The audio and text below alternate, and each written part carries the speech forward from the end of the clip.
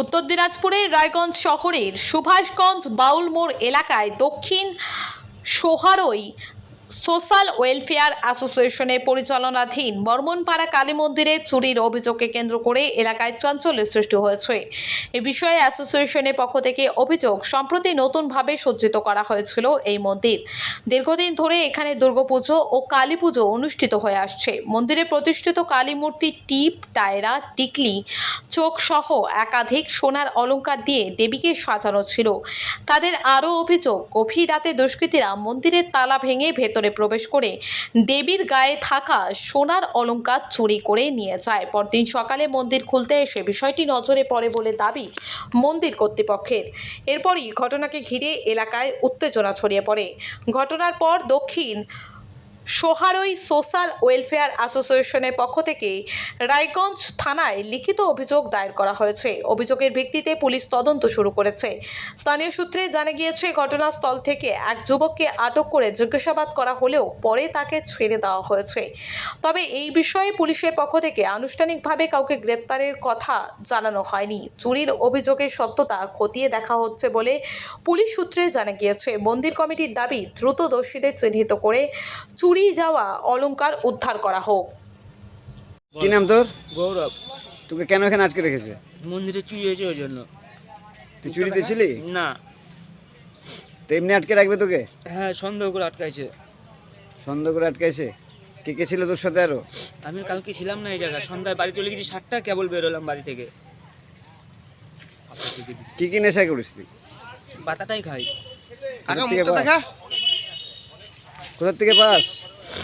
আমাদের পাড়ারই আছে একজন। কি নাম? সাগর। আর রামের ভাই, ওই যে পুটু, ও সাগর কি টাইটেল কি? হালদার। সাগর হালদার। কানু ছেলে। আর আরে পাড়ায় কেউ বেচে না। পুটুটাকে রামের ভাই। কোন রাম? নাম বল। ওই যে লক্ষণ রাম, বিস্কুট ব্যবসা করতে যে। বাবার নাম ওর? বাবার নাম কি? ওর বাবার নাম মানে গুরুপদ হবে। গুরুপদ। গুরুপদ কি টাইটেল কি? কাজ করে না। গুরুপদ টাইটেল ওর কি? ছেলেটা। গুরুপদ টাইটেল কি? টাইটেল বল। টাইটেলটা সঠিক জানি না। কতদিন ধরে নেশা করিস? হ্যাঁ, হ্যাঁ, কতদিন ধরে নেশা করিস? 6-7 বছর হবে। আমার নাম প্রীতম বর্মা। এই যে মন্দিরে চুরি হয়েছে, কি কি অলংকার ছিল মায়ের? এখানে মন্দিরে মায়ের হচ্ছে ওই টিকলি ছিল, টিপ ছিল, একটা চেন ছিল, আরও মানে যারা পাড়ার লোকজন যারা মন্দিরে মানে ডোনেট করেছে মাকে, মায়ের ভক্তরা, ওই সমস্ত আরও জিনিস ছিল। মোটামুটি সব মিলিয়ে প্রায় 5-7 লাখ টাকার মাল ছিল হয়। এর আগে এরকম চুরি হয়েছে মন্দিরে? না, এর আগে এরকম হয়নি, তবে প্রচেষ্টা হয়েছে অনেকবার। তো এই চুরির পিছনে কারা থাকতে পারে, কি মনে করছে? আমরা তো সন্দেহ করছি যে এখানে লোকাল কিছু পাতাখোর ছেলেপেলে আছে, এরাই থাকবে। আর এদের সাথে আরও কিছু ছেলেপেলে, বাইরের ছেলেপেলেও আছে। মানে থানায় অভিযোগ জানিয়েছেন? হ্যাঁ, থানায় গেছে, কয়েকজন গিয়েছে থানাতে, তাদের কয়েকজন গিয়েছে থানাতে। কি চাইছেন প্রশাসনের কাছে? আমার প্রশ্ন এটাই যাচ্ছি যে আমরা যেন ভালোভাবে থাকতে পারি। এই যেরকম যে পাতাখোরের অত্যাচার, তাতে তো বাড়িতে কিছু রাখা যাচ্ছে না।